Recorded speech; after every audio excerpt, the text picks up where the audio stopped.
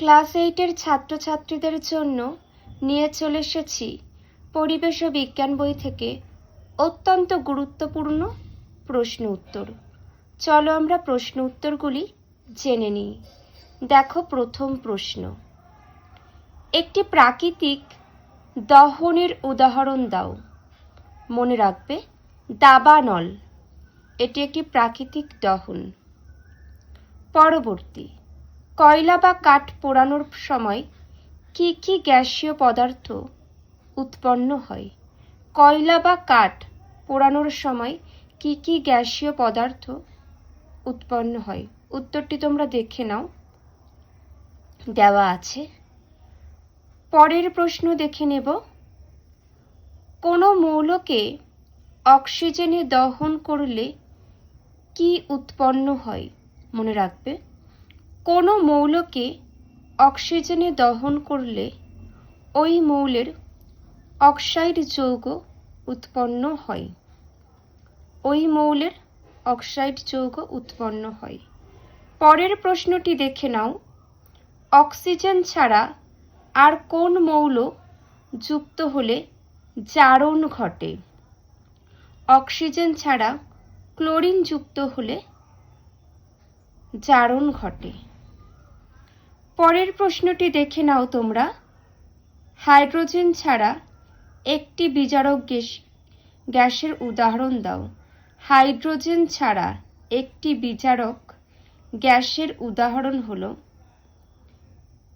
Hydrogen sulphide. পরবর্তী প্রশ্ন দেখে নেব, সালফারের একটি যৌগের উদাহরণ দাও যা জারক ও বিজারক উভয় রূপেই ক্রিয়া করে। সালফারের একটি যৌগের উদাহরণ হলো SO2 সালফার ডাইঅক্সাইড। পরবর্তী প্রশ্ন, অধাতব মৌলগুলি সাধারণত জারক না বিজারক দ্রব্য? কি? অধাতব মৌলগুলি সাধারণত জারক দ্রব্য। পরের প্রশ্নটি দেখে নাও, জারণে মৌল ইলেকট্রন গ্রহণ করে না বর্জন করে?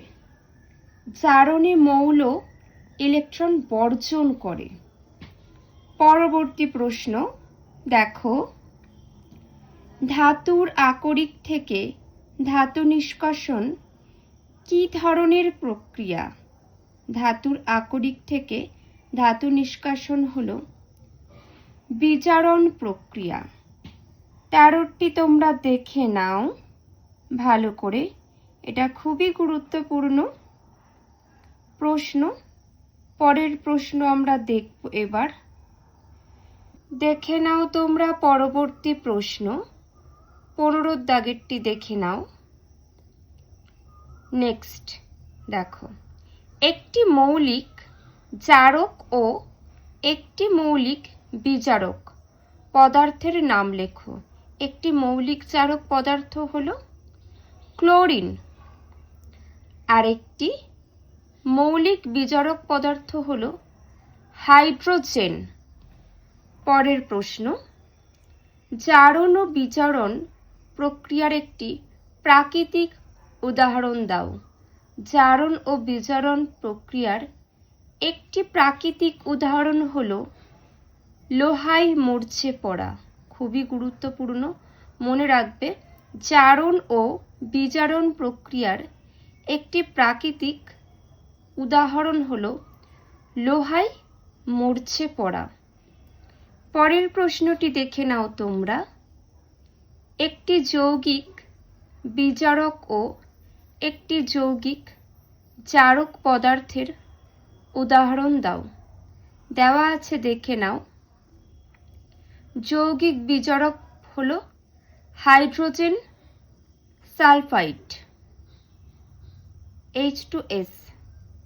যৌগিক জারক হলো সালফিউরিক অ্যাসিড H2SO4। পরবর্তী, মরচের সংকেত লেখো। মরচের সংকেতটি তোমরা ভালো করে দেখে নাও। যে তথ্যগুলি প্রশ্ন উত্তরগুলি আলোচনা করে দিলাম প্রত্যেকটা ভীষণ গুরুত্বপূর্ণ। চেষ্টা করবে নিজেদের খাতাতে লিখে নেওয়ার। কারোর কোনো প্রশ্ন থাকলে বা জিজ্ঞাসা থাকলে অবশ্যই কমেন্টের মাধ্যমে জানিও। এখানেই শেষ করছি।